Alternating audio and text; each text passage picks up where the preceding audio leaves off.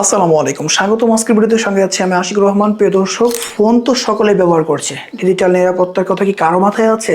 হ্যাকারদের নতুন নতুন কৌশল এবং অসচেতনতার কারণে কিন্তু প্রতিনিয়ত ফোন চুরি হচ্ছে, বিভিন্ন লিঙ্ক ভাইরাল হচ্ছে, ব্যক্তিগত তথ্য ফাঁস হচ্ছে, আপনার অ্যাকাউন্ট ফাঁকা হচ্ছে। সো এমন কিছু গুরুত্বপূর্ণ তথ্য যেগুলো আপনার জানা থাকা খুবই জরুরি, যেগুলো মানতে পারলে আপনার জীবনে আপনার ফোনটা কখনোই কিন্তু দুঃখের কারণ হবে না, আশীর্বাদ হয়ে দাঁড়িয়ে থাকবে।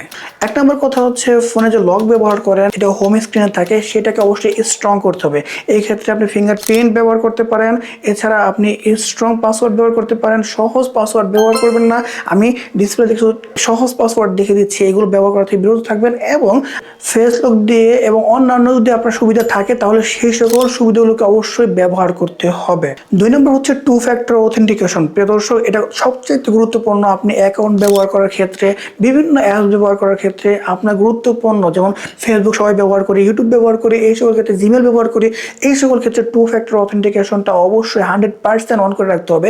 এতে করে কেউ যদি পাসওয়ার্ড পেয়ে যায়, ফোন নাম্বার পেয়ে যায়, তারপরেও কিন্তু আপনার এটার মধ্যে ঢুকতে গেলে কিন্তু কখনোই সে ঢুকতে পারবে না, কারণ এখানে একটা ওটিপি কোড আসবে, সেটা আপনার ফোনে আসবে। এইটাকে আপনাকে বসানোর পরেই আপনার সেই ক্ষেত্রে অ্যাক্সেস নিতে পারবে। সেক্ষেত্রে আপনি বুঝতে পারছেন, শুধু টু ফ্যাক্টর অথেন্টিকেশনটা অন করলেই কিন্তু আপনার বর্তমান সময়ে যে সকল সিকিউরিটি কথা বলবো তার মধ্যে সবচেয়ে বড় সিকিউরিটি হচ্ছে টু ফ্যাক্টর অথেন্টিকেশন। 2 নম্বর কথা হচ্ছে অ্যাপ ইনস্টল। প্রিয় দর্শক, বর্তমান সময়ে অ্যাপ ইনস্টল করতে গেলে প্লে স্টোর অবশ্যই ব্যবহার করতে হবে। সেই ক্ষেত্রে আপনি অন্য কোনো জায়গা থেকে অ্যাপ নামাবেন না, যেখান থেকে অ্যাপ নামাবেন সেখান থেকে কিন্তু যদি কোনো হ্যাকার বা বিভিন্ন বাজে মানুষের পাল্লায় আপনি পড়ে যান, তাহলে যে সমস্যাটা হবে, আপনার সেখানে ম্যালওয়্যার দিতে পারে, ফিশিং লিঙ্ক দিতে পারে, আপনি চাপার সাথে সাথে আপনার ব্যক্তিগত তথ্য সেখান থেকে কিন্তু হারাতে পারে। সে দূরে থেকে আপনার ফোনের যে ফ্রন্ট ক্যামেরা রয়েছে সেইখান থেকে কিন্তু অ্যাক্সেস নেবে, আপনাকে কিন্তু এই ক্যামেরা সে অ্যাক্সেস নিয়ে ব্যবহার করতে পারবে।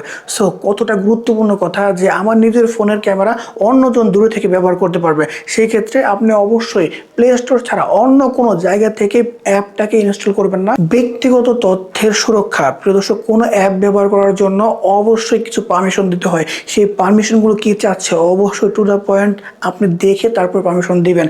কখনো গ্যালারির পারমিশন, বিভিন্ন পারমিশন রয়েছে, অ্যাক্সেস তারা চাইবে, আপনি না দেখে কিন্তু চেপে দেন, কারণ সময় থাকে না। আমাদের মনে হয় যে শেষ, আমি অ্যাপটা ব্যবহার করব, কিন্তু এই সকল বিষয়গুলো কিন্তু কেউ মাথায় রাখে না।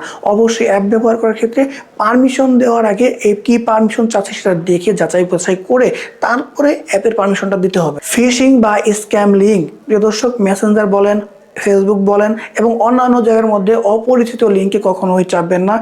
হোয়াটসঅ্যাপ বলেন, সকল জায়গার মধ্যে অবশ্যই চেষ্টা করতে হবে অপরিচিত লিঙ্কগুলোকে অ্যাভয়েড করা। প্রিয় দর্শক, না জেনে কোনো লিঙ্কেই আপনার মেসেজেও কিন্তু এখন লিঙ্ক চলে আসে। সো মেসেজের লিঙ্কে চাপবেন, দেখবেন যে অটোমেটিক্যালি এটা একটা হ্যাকারের টুলস থাকতে পারে, এতে করে আপনার ব্যাংকের যে ডাটাগুলো রয়েছে সেগুলো কিন্তু সে পেয়ে যেতে পারে। সবসময় চেষ্টা করবেন অপরিচিত যে লিঙ্কগুলো রয়েছে সেগুলোকে অ্যাভয়েড করতে।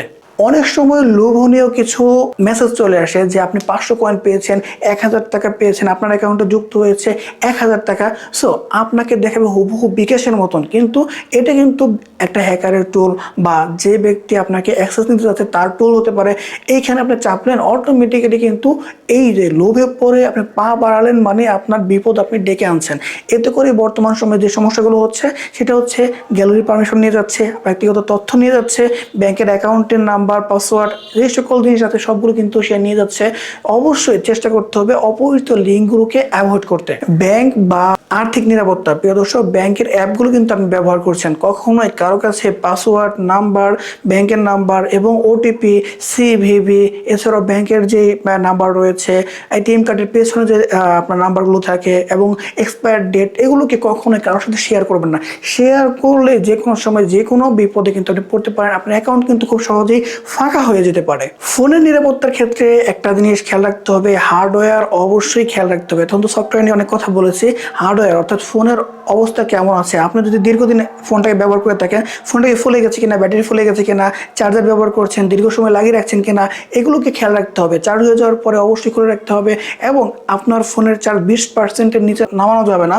অবশ্যই 20% হয়ে গেলে তখন অবশ্যই এটাকে চার্জে বসিয়ে দিতে হবে এবং 80%-এর উপরে যে চার্জগুলো রয়েছে এগুলো না করাটাই বেটার। একটা স্ট্যান্ডার্ড সাইজ হচ্ছে উপরে 80%, নিচে 20%, এর মাঝখানে যদি রাখেন তাহলে কিন্তু ফোনটা অনেকটাই নিরাপদ থাকে। রোদে ফেলে রাখা, অতিরিক্ত চার্জে ফেলে রাখা দেখা, প্রিয় দর্শক অতিরিক্ত ফোন গরম হয়ে গেলো ব্যবহার করা এবং ব্যাটারি যে ফুলে যাওয়ার কথা বললাম, এইগুলো কিন্তু অবশ্যই আপনাকে খেয়াল রাখতে হবে। প্রিয় দর্শক, দেখা হচ্ছে পরবর্তী কোনো ভিডিওতে। সে পর্যন্ত সকলে সুস্থ থাকবেন, ভালো থাকবেন, সে প্রত্যাশায় আজকের ভিডিও শেষ করছে। আসসালামু আলাইকুম।